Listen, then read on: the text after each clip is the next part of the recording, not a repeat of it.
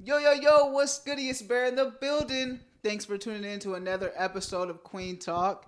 Today's special guest is Simona Sanko. Hey everybody, I am Simona Sanko and I am 42 years old. I'm from Ohio, Columbus, Ohio, Okay. and I am black and African. So some people think I might be mixed with something else, but and I identify as she, her, you know, me. Just Yeah. and in the community, I am a lesbian. Awesome. Thank you for joining me here today. I know this is out of your comfort zone a little bit. Totally, you got me in here looking crazy, man. But it's all good. No. Anything for the community to help anybody out. Yeah, I appreciate that. I didn't know you were from Ohio though. Like, what brought you to Wichita, or when did you come to Wichita too? I was 7 actually. So Okay. my dad used to work for the aircraft company there, Okay. and that closed down, and he got to pick Wichita, Kansas. Okay. He got to pick, and he picked Wichita. Yeah, it was between here and Colorado. Okay. Nice. So, what does your background of the community look like? Like, what's your story of coming out? Well, let's see. I was 18 ish.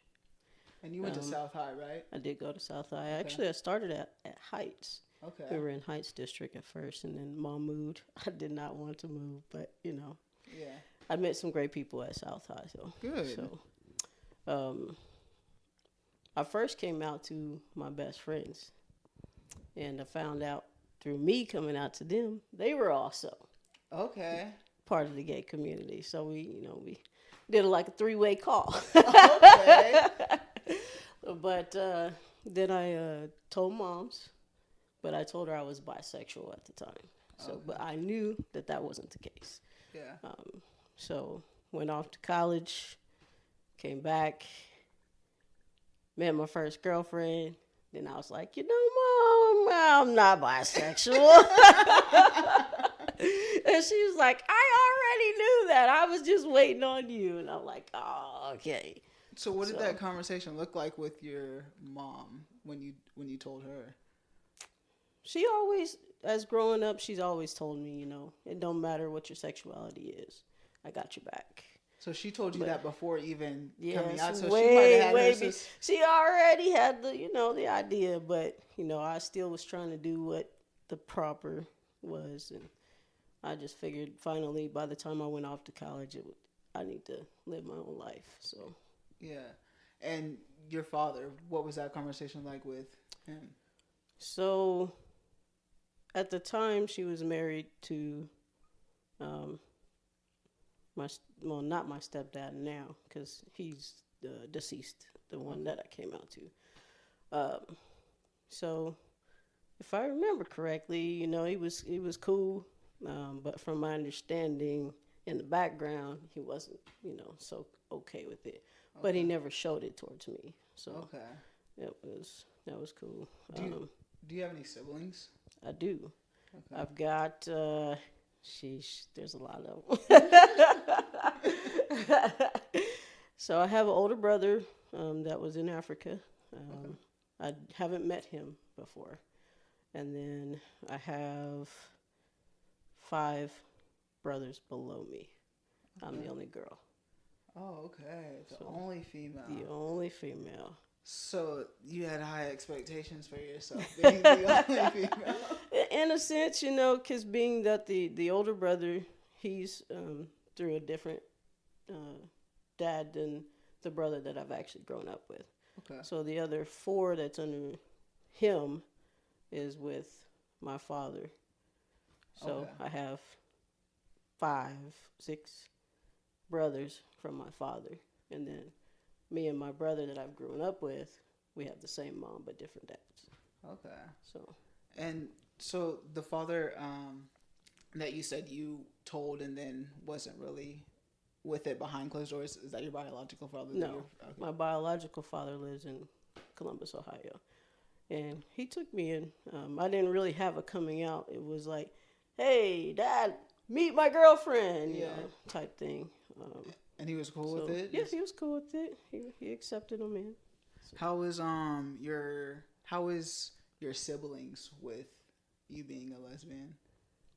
they're good. They're good. They're Yeah. okay with it. Yeah, They don't see no different. that's So, good. we have an okay relationship. Being that we're so far away, the ones that are in Ohio, the one that is here that I grew up with, he is actually mentally disabled. Okay. So he is a little flirtatious guy. So the ones that he have met, he has been flirtatious with. So I take that as, hey, it is what it is. Yeah, he's cool with it too. Yep. That's So, awesome. With you, like you said, you didn't have your first girlfriend till you like were out of college. no, it would have been after my first year of college. Okay. So in 1999, 2000. Okay.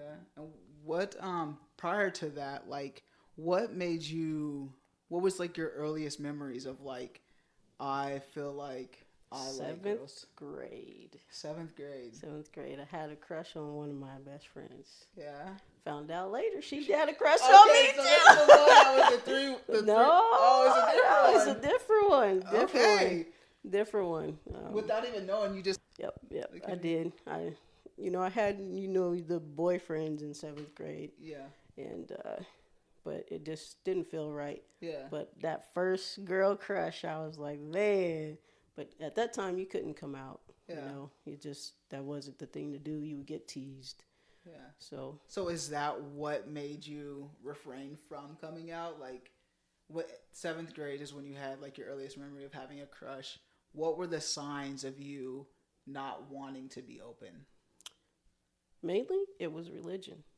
Okay. That was the main thing. I had to be okay with my spiritual side first. Once I got okay with that and understood that I was created by God and He created me in His way, doesn't matter what anybody else says. Yeah. He's gonna love me regardless. Yeah. So once I came to conclusion with that, it was I was done, Yeah. gone. What was that process like for you to get there? Because I feel like in the Black communities, especially, like that was with me too, like finding that and navigating my way. What did that process look like for you to get to where you were with your relationship with God? It was one, being comfortable with myself, Mm-hmm. just being okay with it's okay to be different. The other thing was, again, He created me. Uh-huh. He couldn't have gone wrong. Right. So Right. why is there an issue? Yeah.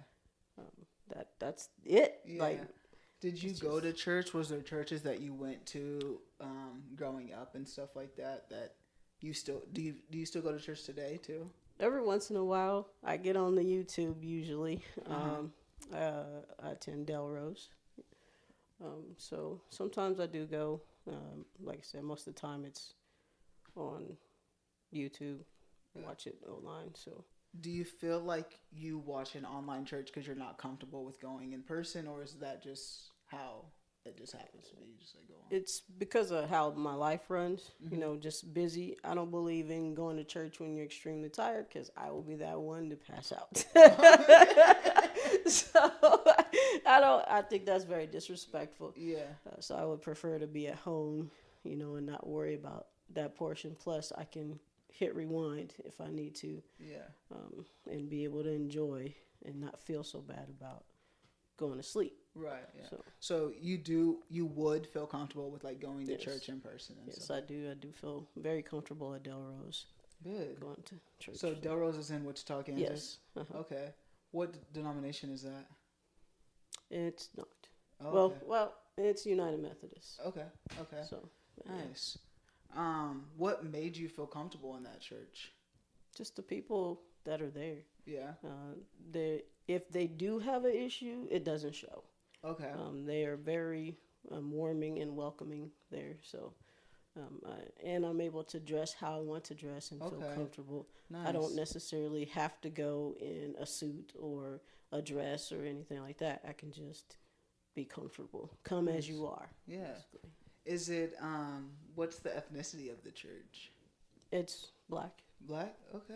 All right, I've been trying. There are so little different other nationalities that come every so often, but it's mainly. All right, I've been looking for like a church to go to in person. I go to church online as well, just because honestly I haven't been comfortable. I haven't found a church that I'm comfortable with going to in person. So thank you for that. I will definitely check that out. Yeah. You mentioned work. Are you a rad tech? I am. Okay. How is that like being in the medical field and like navigating as a person of color who is also queer too? Like, what does that look like for you? Well, I haven't come personally into an issue. Okay. So I've been very lucky with that. Though I still, in the back of my mind, wonder, do people have a problem? I don't just automatically talk about my personal life when it comes to the community. Mm-hmm. I have to see, are people okay with that? Right, give it a filler. Yeah, pretty much. But where I work at now, my life kind of done a full circle. Mm-hmm. So I've worked with the people already somewhere else at another hospital, or a couple of them were my X-ray instructors. Okay, nice. When I was in school. So they already knew who I was. I knew I could be comfortable already. And I had a couple of classmates also. So. Oh, nice. So you went to Fort Hayes, is that right? Or that was later. To actually initially get your associate's degree, I went to Newman. Okay, you went to Newman. I went to Newman. Okay. I was about that. How was that? Like Newman being a Catholic school, and you're out at that point, right? Like, yes, I was out at that point. And that was the year that you did you find your girlfriend at Newman or no? Oh, okay. No, my first girlfriend was actually a mutual friend. Okay. A friend of a friend's friend. Okay. Pretty much. That happened. So I initially went to Highland Community College from 99 to 2001. When I came back for the summertime in 2000, that's when I found my first girlfriend. But X-ray school happened in 2006. I started there at Newman. So I had a girlfriend at the time, but that was my second girlfriend. Not the first one. But I was going to a Catholic school. I don't know.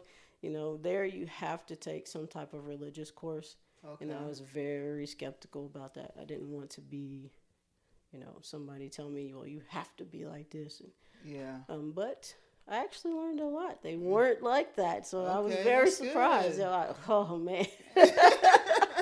I was nervous. Yeah. But it turned out good. I can't complain.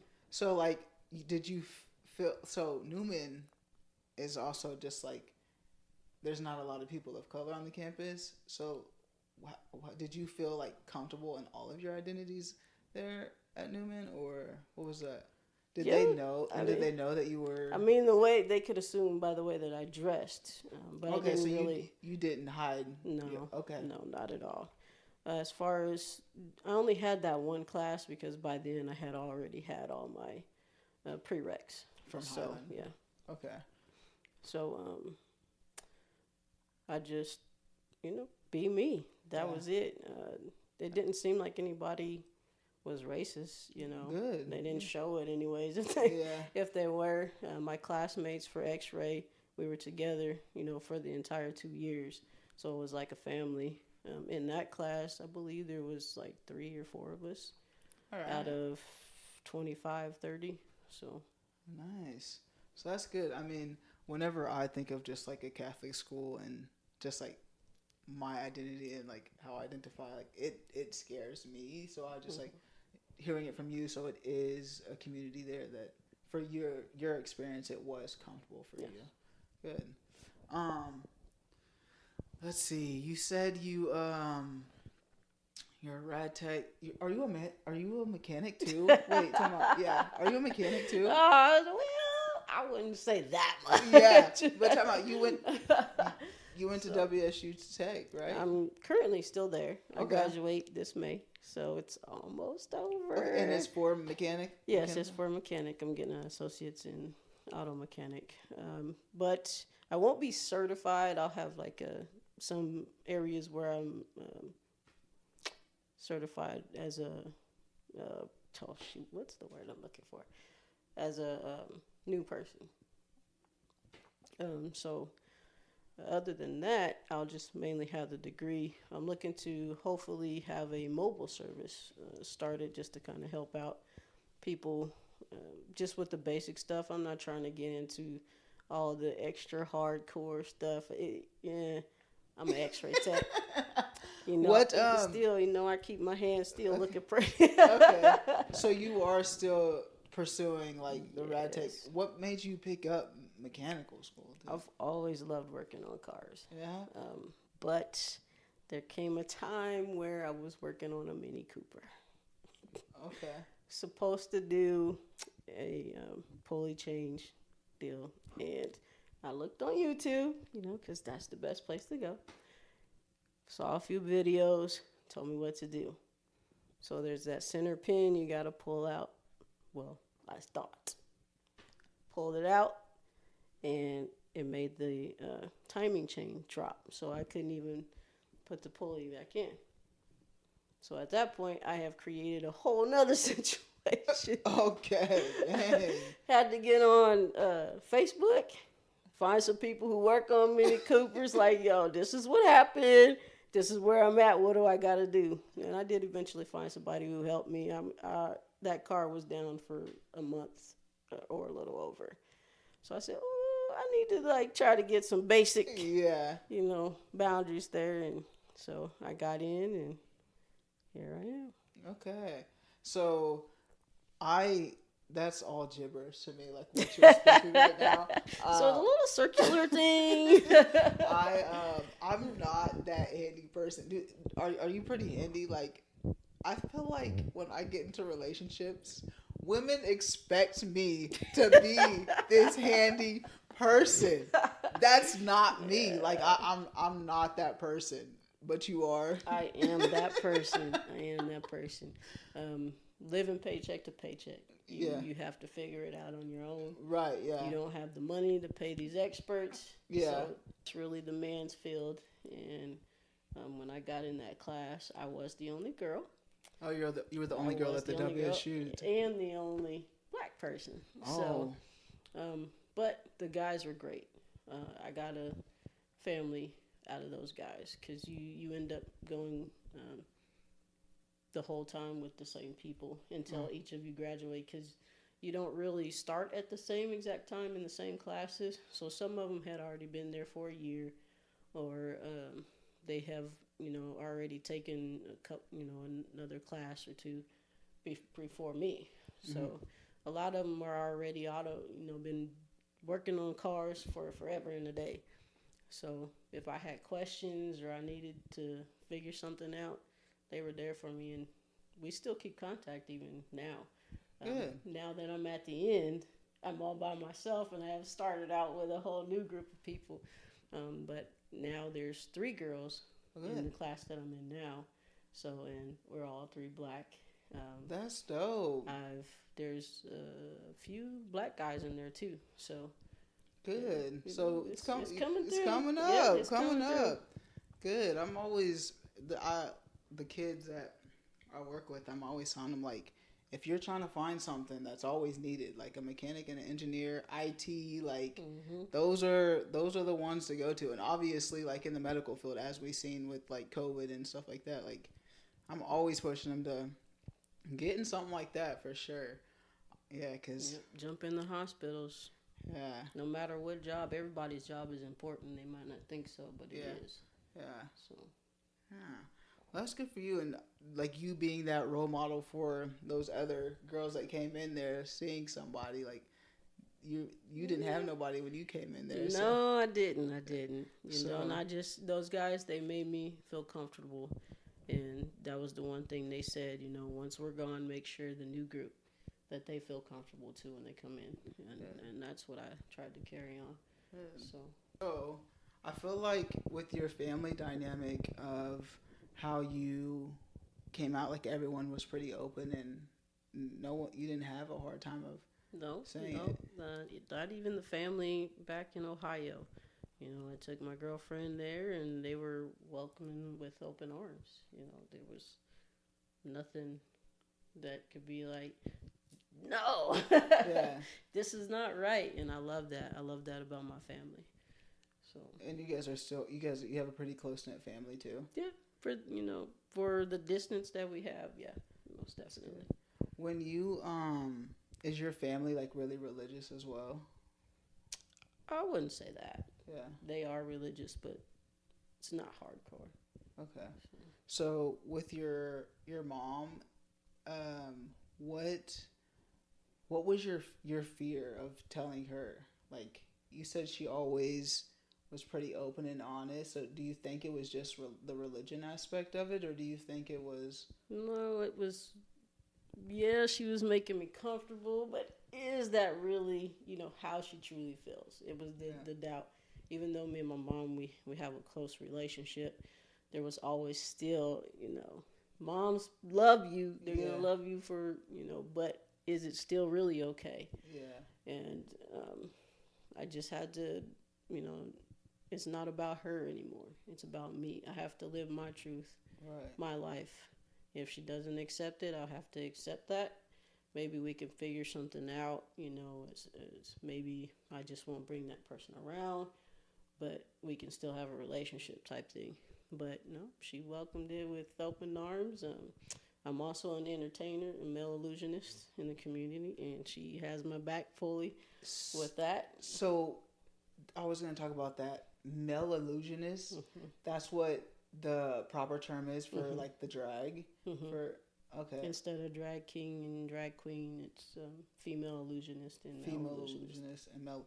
What is the difference between female illusionist and male illusionist? So female illusionist would be the guys dressing as women, and then male illusionist would be the girls dressing as guys. So instead of drag, that's so it's still that.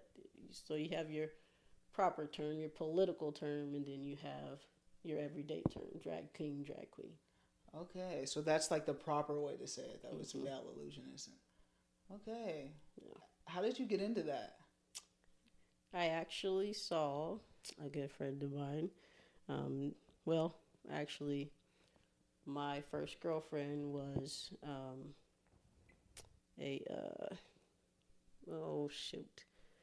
one of those people who watched over the kids in the dorm rooms. I can't think of the proper term. I know. At WSU. So I've been to several different schools, over my time.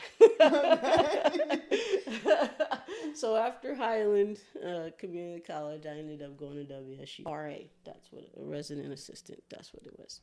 And she wanted to create a drag show. So we had been going to them already at Fantasy. Okay. So she wanted to kind of bring that type of community, help the community that on campus have somewhere to feel comfortable. So she got some of the people at the time to do the drag show. And for the first time, I had saw a drag king. Okay. And I was like, what? They have those? And the songs that, he picked, I was like, man, I love those. They were old school songs, and, and I ended up talking to him. I'm like, well, I would like to try. One of the reasons is because I was scared to stand up in front of people and talk, get nervous, jittery and stuff. And I figured that would be one way that would help me kind of get over that. Yeah. But I talked to him. He said, yeah, I got your back. Just let me know. And which was J Love. So he helped me out with putting the hair on the face and stuff. And, I ended up having to do it by myself one time. And I'm like, there's all this white stuff. The hair won't be, it's not covered. And he was like, don't worry, it'll dry and it won't show. I was like, oh, okay. But ever since then. Do you remember what you first performed and where it was at?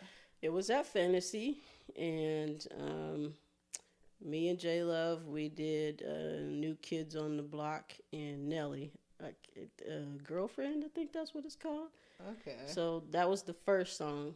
So, she kind of helped me out being on stage for the first time. And then I can't remember what my second song is. I'm pretty sure it was a Nellen song, though. Yeah. And you still do that now, right? I do. So I started when I was 21, 22, I believe. So 20 years. Nice. Yep. Is it? Have you like traveled with it too? Or? Yeah. I've been to Oklahoma, as far as states wise, and then I've been to McPherson, Hutchinson, Kansas, Gardner, Kansas. Do you have a different name that you go by? Yes. And what's your name? Thug Passion. Thug Passion. Thug Passion. What made you choose Thug Passion? At the time I came out, I was dressing in baggy clothes, thug-ish way. And then I've always been a loving, passionate person, so I just put the two together, and there he is. Thug Passion. I like it. I like it. I've actually seen you perform a few times. I went with my mom one time, and it got a little out of hand. But did she like it? She loved it. She loved it. I good. still have a video. It was her birthday. And you gave her a lap dance. That sounds like Thug Passion. All right, that sounds like him. Always trying to make people feel special. I've got 3, 4, 5 minutes on stage, and sometimes it's the songs you pick. They touch people. Yeah, and that's all I'm looking for to do is make them feel special at that moment and get off stage, and I keep moving. If another female was trying to be a male illusionist, what's the process look like for them? Like today? Figure out who you are. That's the main thing. Is when you go on stage, you gotta know who you are. If you don't, it'll show. Mm-hmm. And then people will be like, what's going on? Especially people who've been around the business, the craft for so long. So once you know who you are, then everything else just falls into place. Yeah, that's good. That's never been a thought of mine. You don't want to do it? I would do it just for like one time, but that's not something. You should do it. They have amateur night. They got amateur night? Yes. Okay, I might come on an amateur night. Because, I like to do, karaoke a little bit, but it's not singing out loud. It's just, lip singing. So they don't got to, There are some entertainers who do get out there and actually use their vocals. Yeah, I have heard that. But that wouldn't be me because I wouldn't get the dollars if I did that. But, I might just, do it one time for the one time just to get out there and do it. You should. Just to say I did it. It might change your mind. Nah, I don't think so. That's not. Nah. Do you love to dance? Nah, I don't. And that's the thing. I wouldn't even I got the little. I'm the side person on the side that does the same moves, but I don't be out there these ain't got it for the dance moves like that for sure. That ain't me. But yeah, that's why I've never really thought about doing it because I don't dance. But I see people out there like Sierra dancing like damn Chris Brown and shit. Nah. Yeah, as long as you don't just stand there. You could go and woo the crowd. Yeah. You can still make your dollars. Yeah. Nah. I don't know. But the best part of it is just seeing, people smile and having a good time. So. Yeah. What does that community look like? Backstage and just being in that world?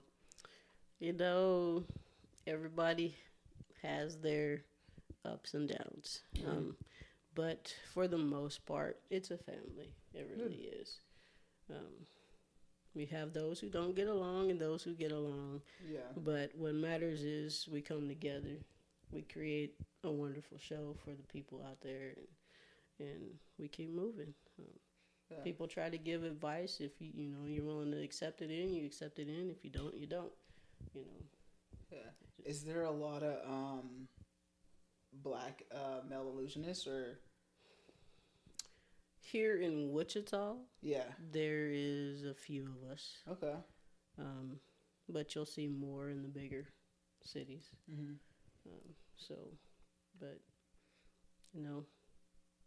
We are who we are. Yeah, yeah. I'll have to. When's your next show? I am actually taking a break. I am going to go out for Mr. Salt City Pride Okay. 2024. So I'm putting all my focus into that. All right. I just have, well, I guess there's one quote unquote show. I'm doing Salina Pride on June 2nd, I believe it is. Is Wichita? So, I just tried to look up Wichita. I didn't see any information on Wichita Pride. All I seen was uh, a thing that a form that you can fill out to give ideas for 2024 prom. But I didn't see, or not prom, Pride. But I haven't seen anything. Have you heard? I haven't heard much of anything. It's been a long time since I've been a part of Wichita Pride. Okay. And they've gone through, different changes. Mm-hmm. And so I just catch who I can catch. Yeah. That's pretty much what my thing is. I get out there. I just want to get my name out there. I want to,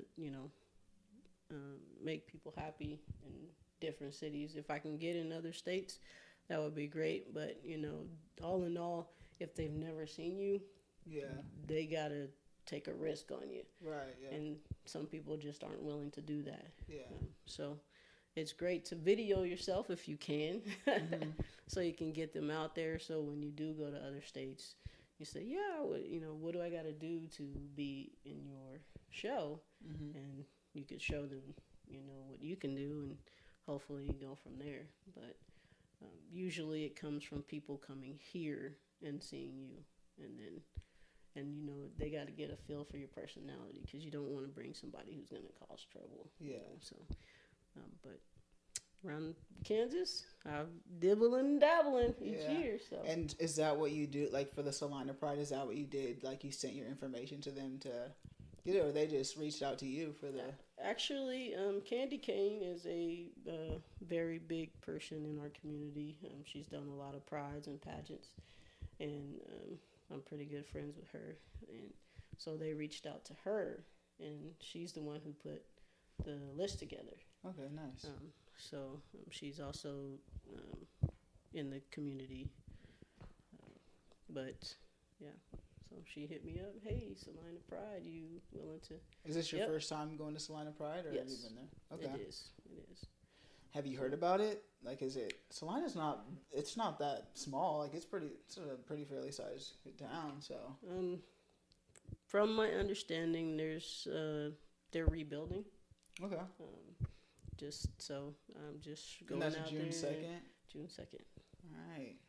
Yeah. I hope Wichita does something like. I do too. I usually don't find out until it's too late. Yeah. But we used to do it in June, and then at some point it got pushed more to like September because of the heat and everything. Yeah. And then after that, I kind of fell off. I don't know if it's just due to advertisement or, I don't know what's going on. But I just... Yeah. I did see that there's a bar crawl, I think. Like a Wichita Pride bar crawl. Really? Yeah, I did see that. I literally just seen it today. I think it's sometime in June, too. It's sometime in June. Cool. But because I was looking up to see if there was any Pride events, and then that popped up. So yeah, usually it's all the smaller cities for Pride in June for Kansas, anyways. Yeah. As far as Wichita goes, it's just you just gotta keep your eyes out. Right. Yeah. Well, hopefully it gets better and picks up, because it is like you get to just. It's a place, a community. Like, I've been to other prides and just like that environment, and it's just a good feeling to be in a space where everyone here is just like accepting and welcoming. So hopefully they do get it together. Yep. Yeah, I felt like that, at Hutch. That's why I keep going back. The community there is great. Okay. But being that I'm doing their pageant, I can't perform. So, Gardner, the community there, I believe it was their second one when I went. Wonderful people, very welcoming. I did McPherson for the first time last year. I was kind of like, traveling zip, Yeah. zip, zip last year. In all the around little in June. towns. Yeah, I was trying to. But they were very welcoming also. So even though they're little towns, they're the community is still felt like family. Good, good. That's good that within the community, like, it is family too. Go to like the shows and stuff. People are really like, the performers are really nice. Mm-hmm. Like, they don't ever rub me the wrong way. Like, That's good. they're rude or anything like that. So I know when I first started, I felt like a celebrity because I was working at Walmart at the time. And people would come through, oh my gosh, that's Thug Fashion. And I'm like, hey, how you doing? Yep, that's me. So, but, out here making more dollars. That's it. That's it. I'm still a regular person. I always try to stay humble. You know, that's what it is about, being humble. Yeah. I feel like, so when I first met you was when we played football in the Cougars. Mm-hmm. And actually, you hit me up in the club like, hey, you want to play football? Oh, I did. Yeah, you're the one who was like, let's play. You want to play football? Football? Yeah. Okay. Yeah. And I just like felt like a really good connection with you then. And I don't know, like, I haven't really like hung out and hit you up since then. That was 2016 when I was looking. That was 2016 we were playing. A long time ago. Yeah, and I was like, I've been in Wichita that long because that was like the year I got to Wichita, like a year after that. So I had been in Wichita already a year, so 2015. But I was like, yeah, 2016. It's almost time for me to make my way. Move around. Just travel. Yeah. Keep your base here and just travel. See, and like my base, I realize I need more representation where my base is. I understand. And that's why I gotta go, cause I've been in pretty much a town like this all my life. So I grew up in El Dorado, Kansas. So it's even worse than Wichita. Okay. And so it's just like I gotta switch it up. I gotta switch it up. Like, I'm out here yearning for representation for sure. And it's really hard to find here in Wichita, like, where you can go to a place and know 90% of the people look like you, or they got the brunch spot. Nana with the brunch. Have you been over to Hangover Brunch yet? No, I have not. He's building something good. Like, you would love that. It's like grown folks. It's a hangover brunch, but they're still not gay. So they're people of color, right? Yeah. But they're still not gay. So it's just like I'm trying to find it all. I need to be in a space that, like, you get me 100%, and I don't have to feel like I'm hearing microaggressions multiple times a day. You know what I mean? Like, I don't know. Just for me, I'm just like over that. For real, I'm creating this, so it makes sense. Well, you said you went to California. Did you get to experience the community there? Yes, I did. Was it fulfilled? That's why I'm trying to get out, because that's literally why I went to WeHo, and then it was the first time I had seen multiple people of color that was gay, and like I was just like, I don't know. I really had to just like contain myself with just like how overwhelmed it was, just because seeing so many people. It was like I know we're out. Like, I've been to Atlanta too, like to an Atlanta club too, and I was the same way. Like, when I went there and I seen just like different people that you wouldn't even assume were gay, like on the outside, but they are. So that's when I came back here. I was like, "Oh, y'all gay. Y'all all gay." I was like, "Y'all just hiding it. Y'all are out here just hiding it," because I just like everybody from all different walks of life are just like gay, and I was just like, "Yeah." It's just like open my eyes. There's so much more than what I have been seeing for 30 years of my life here in Kansas. So it's just like, yeah, and getting it just for a week isn't enough for me. Going on vacation for just a week isn't enough for me. Like, that's just how I feel. I know exactly what you mean. I went to Atlanta Black Gay Pride, Oh my And gosh. oh my God, I was like, all these people. And the men is what really threw me for a loop. You would never thought just by looking at them that they were gay at Right. all. Yep. And I was like, wow, so I get it. I get Yeah. it. That was an experience for me. Yeah. But I guess I've never looked at it as being around, 90% of my color. For me, it's just being accepted. But I moved to DC for a little bit, and I got to go to their clubs there. And I don't know, the vibe just didn't seem very welcoming to me. I don't know if that's just, because of the area or maybe just because of the club we went to, but it just didn't seem very welcoming. Now, when I was in Atlanta for that time, everything was very welcoming. So it was two different type of experiences. It could be because one was pride and the other one wasn't. Right. Yeah. But I don't know. Yeah. It's you brought like even being a black person who's queer entering black spaces sometimes doesn't feel very welcoming and safe. And that's what I mean. Like, but when you have people of color who are also queer, like they get it, and that's where I feel safest is when I'm around people that I can see a reflection of myself in some way. Just wasn't it. I had to move back here from there because that lifestyle wasn't for me. I like to be able to travel 15 minutes anywhere I needed to go. But doing public transportation, when I have a car, that didn't make sense for me. Yeah. But I kind of felt like if you just weren't in the know there about what was going on, you would just be sitting at home constantly, and I didn't want to be that person. Yeah. So what took you to DC? Well, I ended up not working as an X-ray tech for a little bit, and I said, hey, I don't have no kids, I'm not with anybody, so let's give it a try. Yeah. I had a friend that was already there. He'd been living there for a while, so it was easy for me to just pick up and go. He made it very easy for me.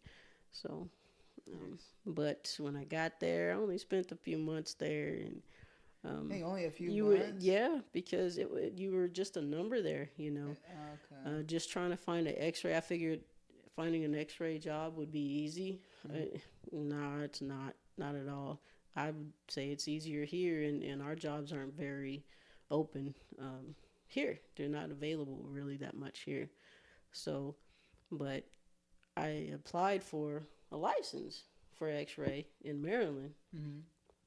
I didn't get the okay until I was already back here, and it was like 5 months later. So, what is that going to do for me? Right, yeah.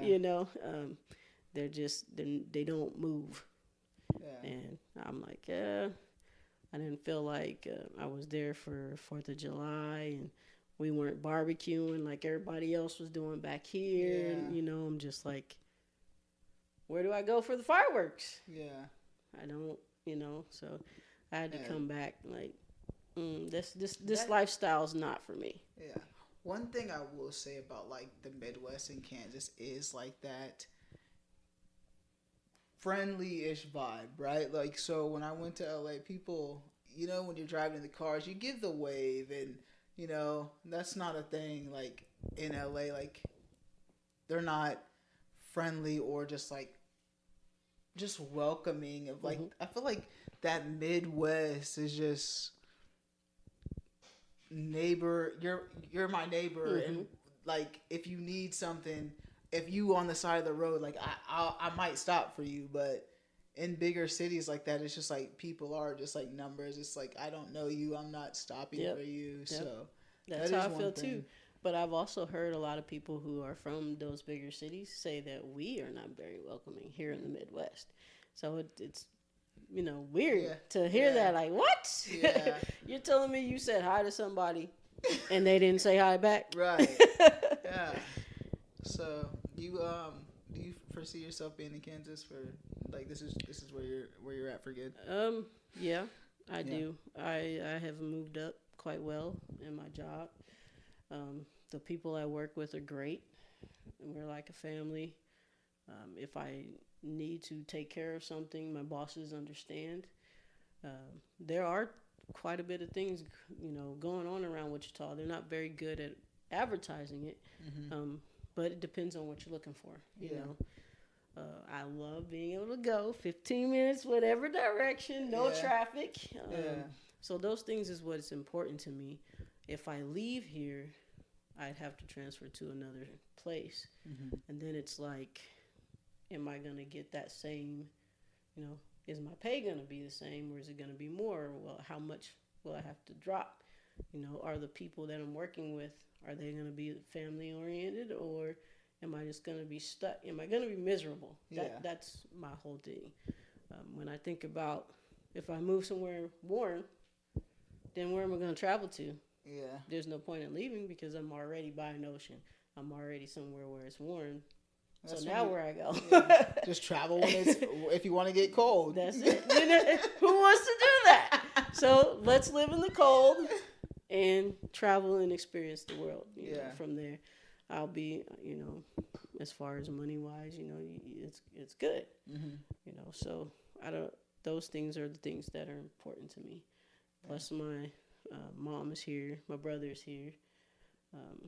I'm another guardian over him. So if anything was to happen with my mom, I've got to take care of my brother. Yeah. Then I got to think about those things. If I uproot him, what is the experience going to be like for him? Yeah. Or is the state going to approve, this for him? Yeah. Yeah. So I've got a lot to think about. Yeah. It's not just me when I leave, or if I leave, something happens. Can I get back here to be with my family? Yeah. So. And you got a lot going on. I You do. got a lot. I do. Like the school, you went to for rad tech, so you're doing that. Then the mechanic, like it's Taking care and of the then family.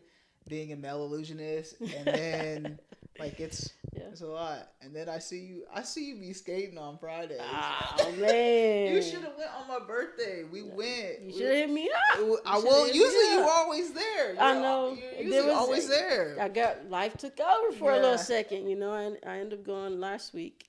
So, but yeah, I do. Is that what you like to do? Like, oh is my that your like goodness. outing? It is. It Yeah. is.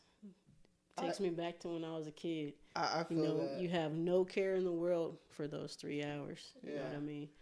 So just listen to the music and go around in a circle. Try not to get knocked over by somebody who's Right. falling. Yeah. So, but I enjoyed it. There was quite a few of us that went there.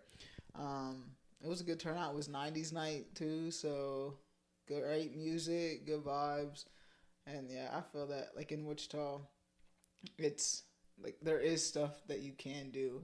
they have a Soul Sunday too. Really? Mm-hmm. They play soul music on Sunday. It's from 7 to 9.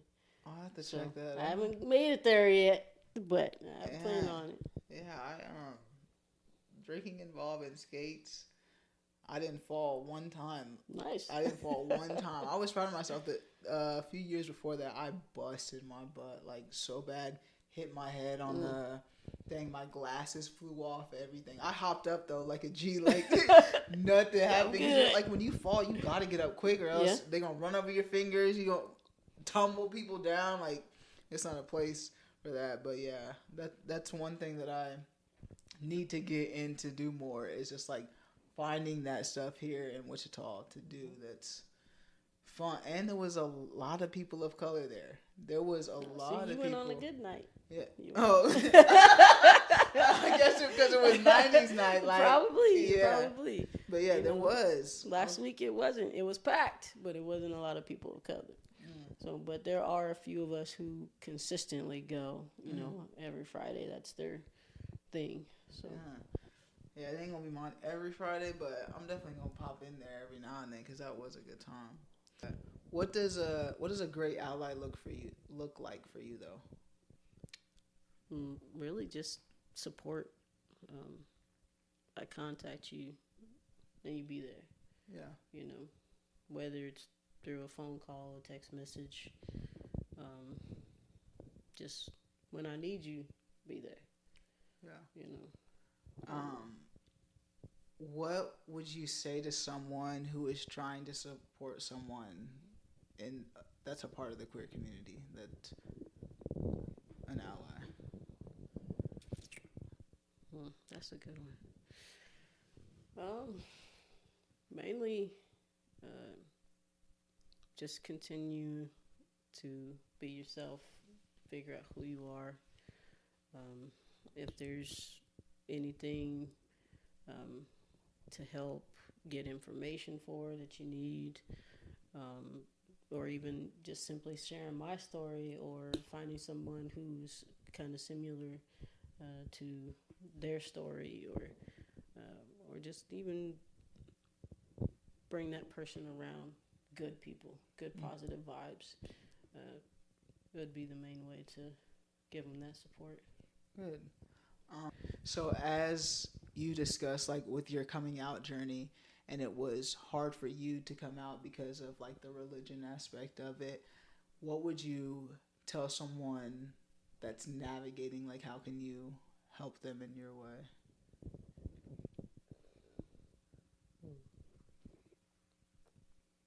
I mean, same thing. Information. Um, what is it that you're struggling with?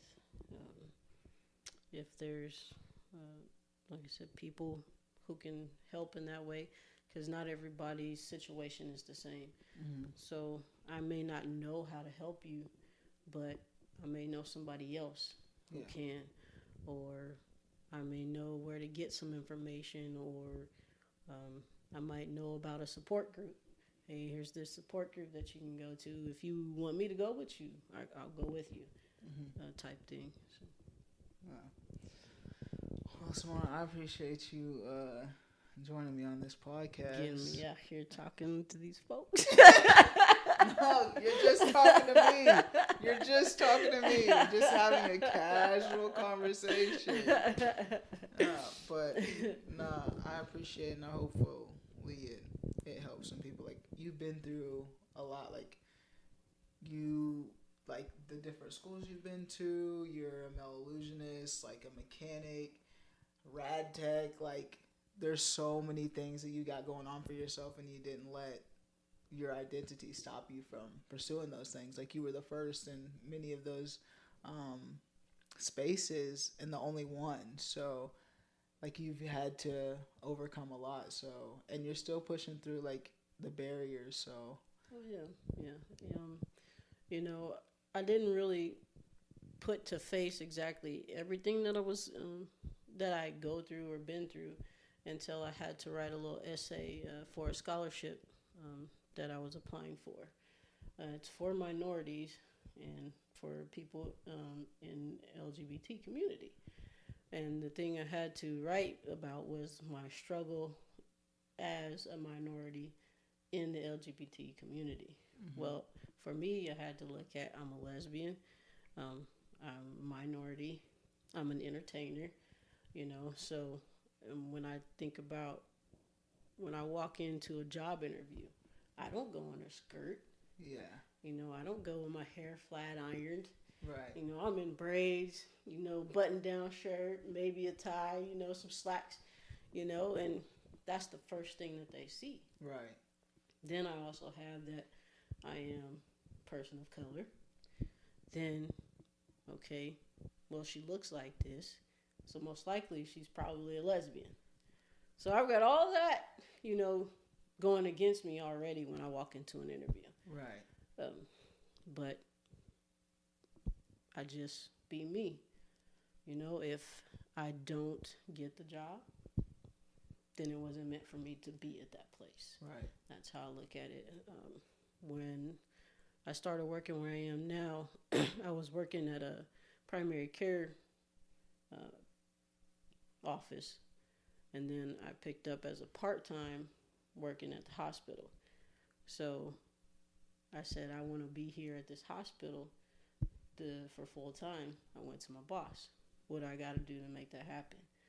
Well, you're gonna have to start working daytimes because you got to get more experience. Ah. So I had to take a pay cut because I had to stop working daytime some of the time at my primary care office so that I could start working. So it's a different type of struggle. It's a struggle within the community because you have people who get along and people who don't get along. So it's always a continuous struggle, no matter what, and you just have to continue being humble.